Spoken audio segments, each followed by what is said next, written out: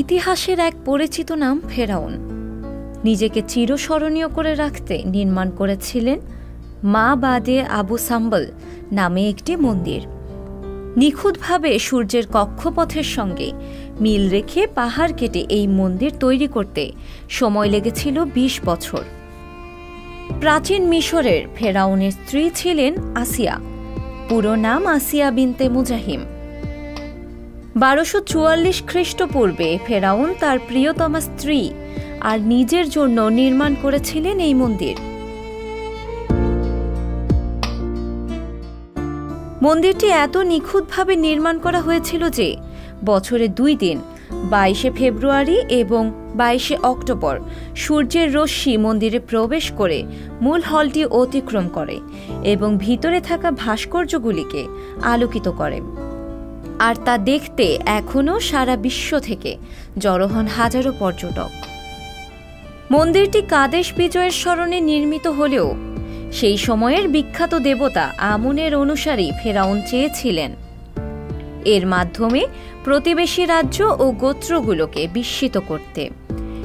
এছাড়াও তৎকালীন মিশরীয় ধর্মকে সমুন্নত করে তোলাও এর বিশেষ উদ্দেশ্য ছিল।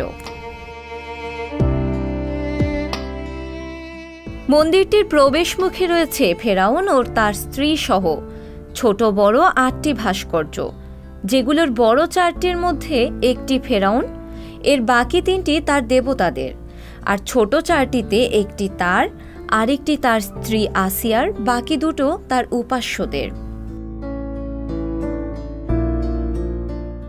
আদি মিশরীয় সভ্যতা অতিবাহিত হওয়ার পর মন্দিরটি বিরান হয়ে সাহারা মরুভূমির বালিতে ঢাকা পড়ে মানুষের আড়ালে চলে যায়।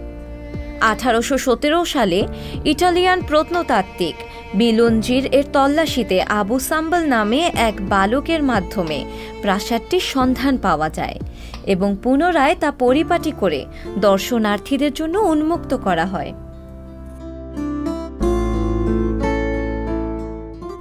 ৬০-এর দশকে আসওয়ান হাই ড্যাম নামে সুবিশাল কৃত্রিম এক জলধার নির্মাণের উদ্যোগ নেন তৎকালীন মিশরের প্রেসিডেন্ট জামাল আবদেল নাসের। জলাধারের জলস্তর বেড়ে গিয়ে মন্দিরের ক্ষতি হতে পারে, এই আশঙ্কায় মন্দির অপেক্ষাকৃত উঁচু জায়গায় সরিয়ে নেওয়ার ব্যবস্থা করা হয়।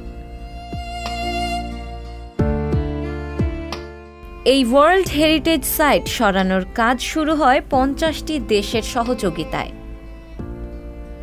সম্পূর্ণ মন্দিরটি ২০ থেকে ৩০ টনের ওজনের বিশাল বিশাল পাথরের ব্লক কেটে নতুন জায়গায় প্রতিস্থাপন করা হয়। নিখুঁতভাবে সূর্যের কক্ষপথের সঙ্গে মন্দিরের অবস্থানকে আগের মতো করে মিলিয়ে দেওয়া হয়। এই কাজটি শেষ করতে সময় লেগেছিল ৪ বছর। শিলা ইসলাম, সংবাদ প্রকাশ। সংবাদ, ফিচার ও অনুষ্ঠানের জন্য ভিজিট করুন সংবাদ প্রকাশের ওয়েবসাইট এবং যুক্ত থাকুন ফেসবুক পেজ ও ইউটিউব চ্যানেলের সঙ্গে।